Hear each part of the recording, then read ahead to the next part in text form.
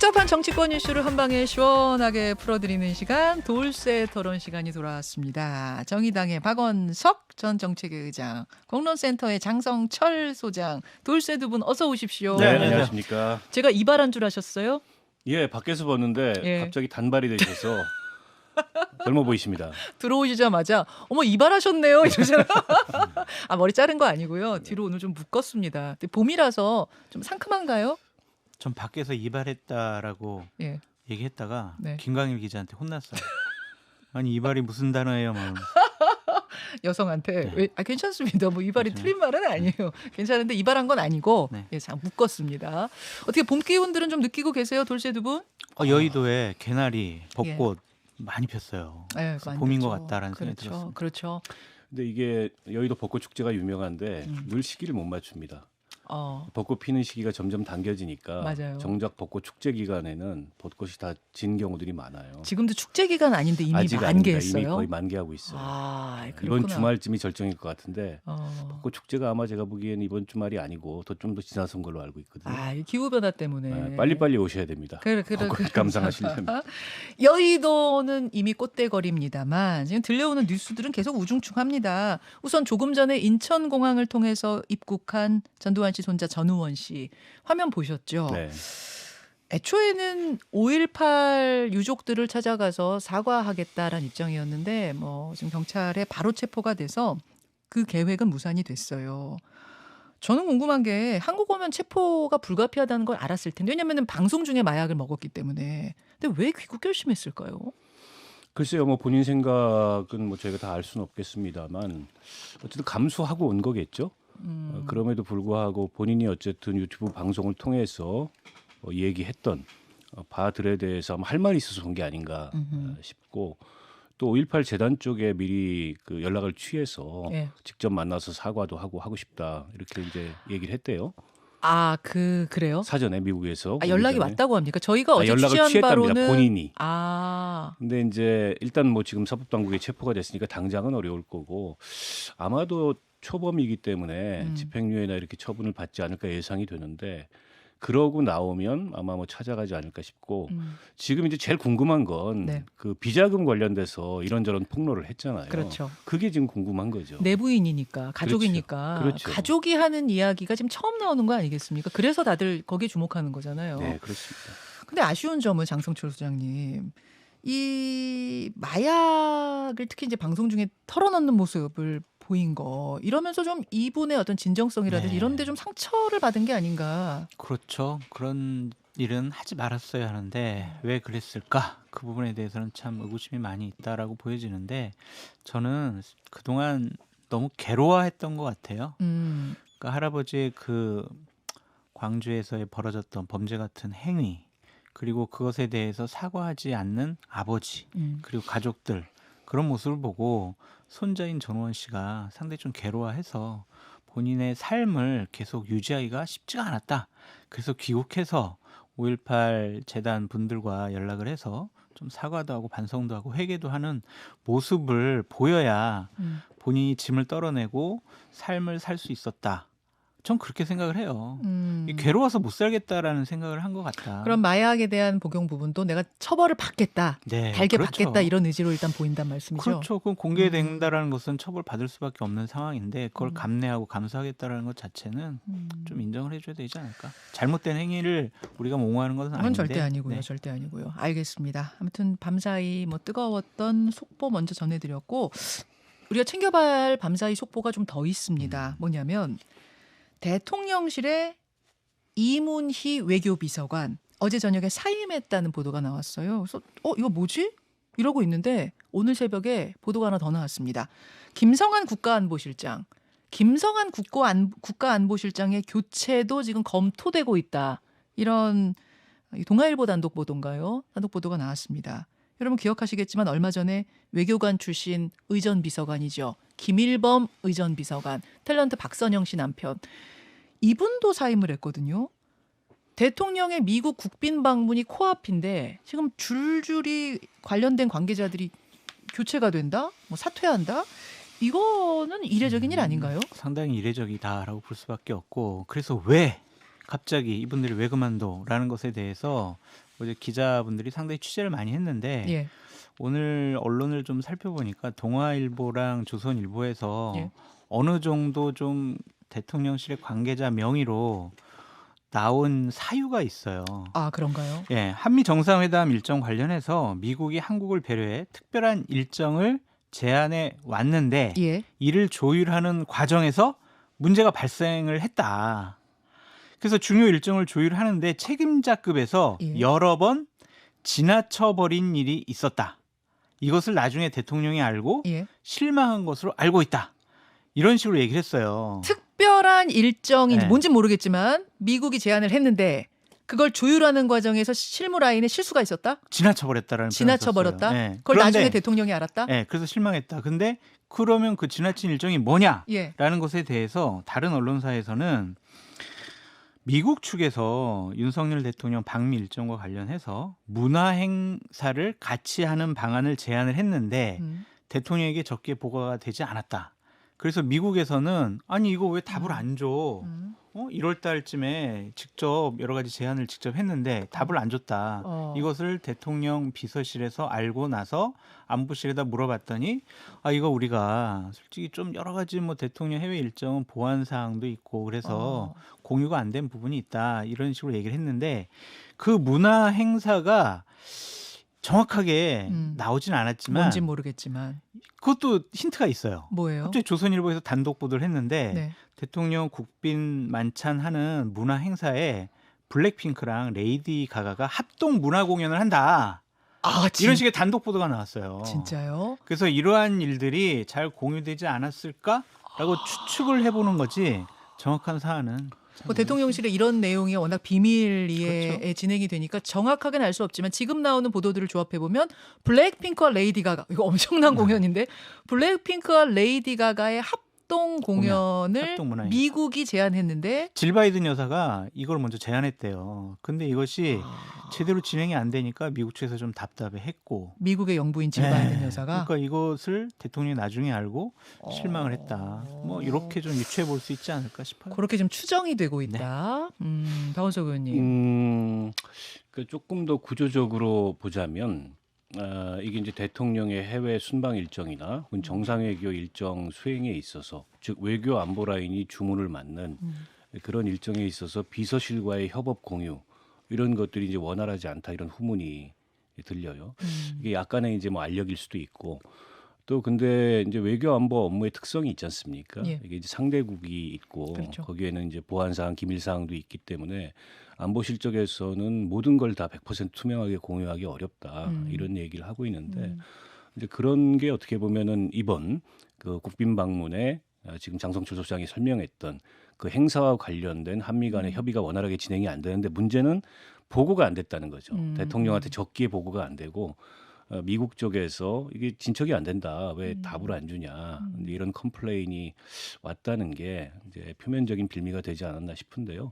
김성한 안보실장 교체까지 갈지는 좀 더 두고 봐야 될 것 같아요. 왜냐하면 김성한 안보실장이 워낙에 윤 대통령하고 인연이 길고 초등학교 동창 아닙니까? 그렇죠. 그리고 대선 이전부터 윤 대통령에게 외교 안보와 관련된 이런저런 코치를 했다 이렇게 알려져 있어서 실제 책임자의 책임까지 물어서 경질을 할지 근데 지금 외교비서관 그 전에 그만뒀던 의전비서관은 좀 사안이 다른 것 같고요. 네네. 외교비서관은 앞서 설명했던 이 사안이 맞는 것 같은데 경질성 인사인 거 맞는 것 같아요. 예. 근데 그 경질의 범위를 안보실장까지 확대할지는 좀 지켜봐야 될 것 그건 같습니다. 김성환 실장은 뭐 사실은 실무 라인이기보다는 지휘 라인, 지휘자급이니까 그런데다가 지금 뭐 G7도 있고 그렇죠. 중요한 정상회교 있고 한일 지금 정상회담도 다 뭐 지휘했던 또 사람이죠. 안보 상황도 녹록지 않은 상황에서 갑작스럽게 안보실장 교체하는 건 좀 부담이 있거든요. 알겠습니다. 근데 이제 언론 보도에 의하면은 김성환 안보실장에 대한 교체가 비중 있게 검토되고 있다.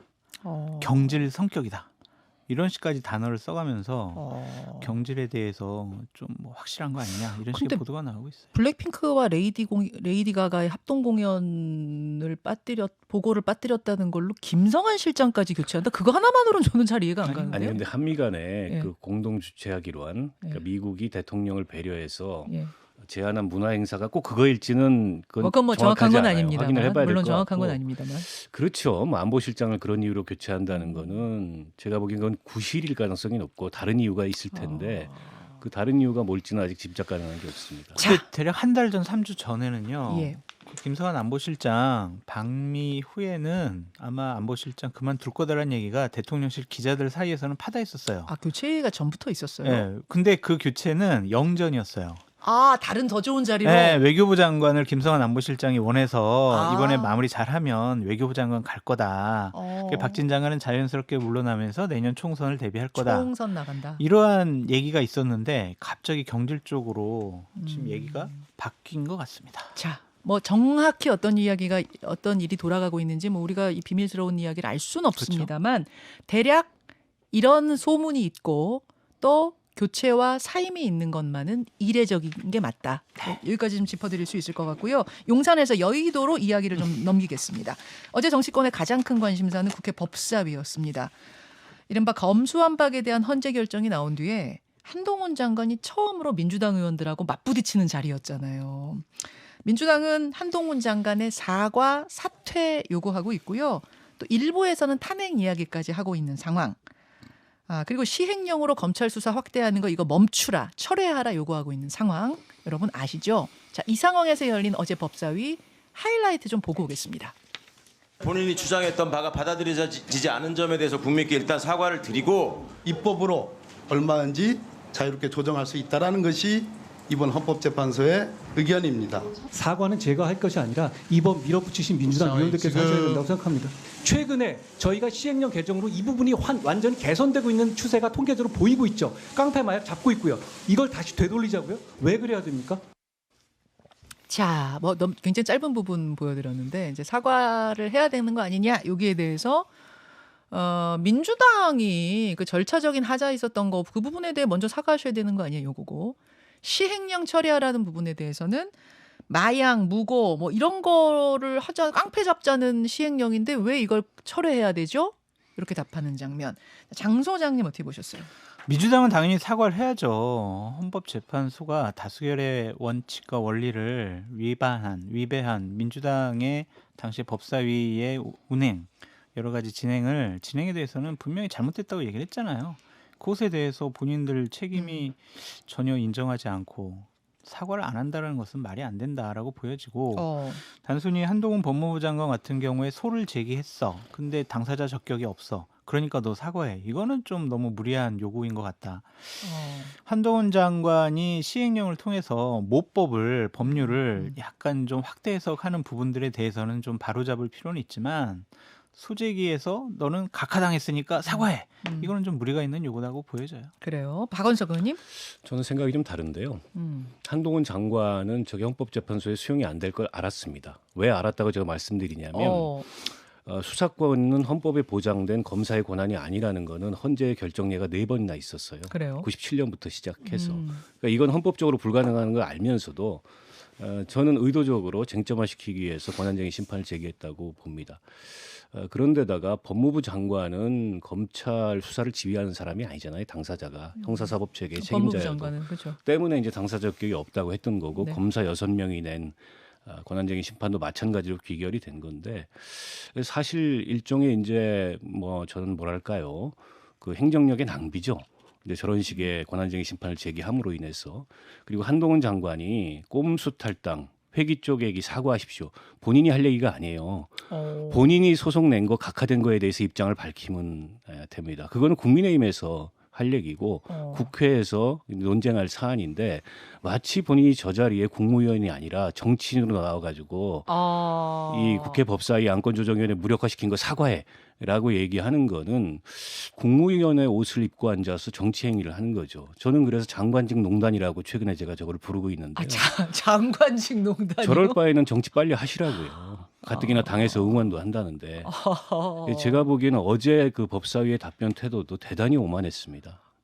야, 이 부분에 대해서는 두 분의 의견이 시각이 아주 갈리네요. 아니, 그러니까 한동훈 장관이 뭐 정치적인 행위를 법무부 장관을 하면서 했던 게 한두 번이 아니고 또한 민주당의 대항마로서 지금 강력하게 여러 가지 뭐 갈등을 일으키고 뭐 대응하는 거 그런 건 뭐 이전부터 있어 왔고 또 한동훈 장관이 내년 총선에서 정치인으로 탈바꿈해서 출마할 거라는 것도 예정되어 있기 때문에 법사위에서 민주당 의원들과 논쟁하는 것에 대해서 그렇게 저는 뭐 문제 삼을 필요는 없다고 생각이 들어요. 하지만은 법무부 장관도 국무위원이고 공직자 아니겠어요? 정치적인 용어를 하는 것은 조금 조심할 필요가 있어요. 그러니까 위장 탈당하면서 민영배 의원 이렇게 공격하는 것은 좀 문제가 있는데 뭐 그것까지 뭐 사과할 필요는 있을까라는 생각이 듭니다. 저는 이제 이게 궁금한 거예요. 민주당이 계속해서 한동훈 장관에 대한 어떤 공세, 그러니까 타겟 삼아서 공세하는 듯한 느낌이 좀 드는데 그 이유는 뭘까 궁금하고 반면에 또 한동훈 장관은 한마디도 굽히지 않고 계속 답변을 하잖아요. 더 공세를 가하잖아요. 이 이유는 뭘까? 일단 한동훈 장관 본인 스타일이 저런 것 같아요. 나는 한마디도 지지 않겠다. 저건 아마 이제 국회에서 민주당을 향해서만이 아니라 그냥 본인의 사는 모습 자체가 저런 것 같고. 그러면 한동훈 장관은 원래 스타일이다. 민주당은요, 그럼? 그러니까 민주당은 이 정권의 뭐 어떻게 보면은 가장 주목받는 그런 이 향후의 정치를 하게 될 가능성이 높은 윤석열 대통령의 분신 같은 인물이니까 때리기를 하는 건데 그 때리기가 양면성이 있어요. 때릴수록 존재감이 커진다. 어제 박수영 여의도 연구원장은 네. 셀럽을 이제 민주당이 아주 히어로를 만들어 주시려고 그래서 그러는구나. 이제 윤석열 대통령이 됐던 네. 그 모델이 반복되는 거 아니냐. 근데 저는 시각이 좀 다른데요. 어. 지금 민주당이 때리는 이유는 좀 다르다고 생각해요. 왜냐하면 한동훈 장관이 저렇게 국회에서 한마디도 지지 않고 답변하는 게 지지층은 열광시킵니다. 지지층은 결집시키는데 과연 저게 내년 총선에서 이 중간층이라든지 이런 데까지 소구할 수 있는 그런 요소가 될까? 그 점은 좀 불확실하고 국민의힘 내에서도 그 점을 불안해하는 목소리들이 많아요. 왜냐하면 여당이거든요, 지금. 예. 야당이 아니고. 그런데다가 한동훈, 윤석열 이 이미지는 분리가 안 돼요. 때문에 한동훈 장관이 저렇게 마치 국회에서 그냥 조금이라도 물러서지 않는 듯한 모습을 보이는 게 정치적으로 결과적으로 득이 안 될 거다. 정리하자면 그걸 읽고 민주당도 저는 때리는 거라고 봅니다. 히어로가 되느냐 안 되느냐는 중도의 마음을 얻느냐 못 얻느냐 거기에 달려 있단 말씀인데 어제 박수영 의원이 나와서 어제 그렇게 얘기했잖아요. 예. 중도 지역적으로는 수도권, 예. 뭐 세대로서는 무슨 뭐 X세대 MG 뭐 X. 이런 얘기를 했는데 글쎄요, 그게 그렇게 뜻대로 잘 될까요? 그렇게 보세요. 박수영 의원과 같은 판단을 하는 분이 여의도 연구원장을 하면서 총선을 준비해야 될 중요한 직책에 있는 것이 참 국민의힘 총선에 암울해 보인다라고 말씀드리고 싶고 그건 왜 그렇게 보셨을까요?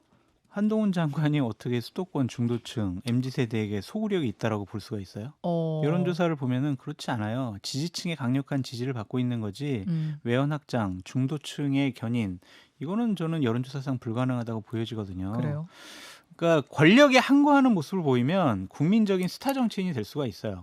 지금 한동훈 장관은 그런 모습이 아니고 권력을 보호하는 입장이고 야당과 싸우는 거잖아요. 그러니까 지금 야당 신분이 아닌 여당 쪽 그렇죠. 인사로 나올 경우 윤석열 검찰총장이 국민적으로 큰 환호를 받았던 이유가 권력에 항거를 했잖아요. 잘못된 일에 대해서 굴하지 않고 부딪혔단 말이에요. 근데 한동훈 장관 그런 모습 안 보이잖아요.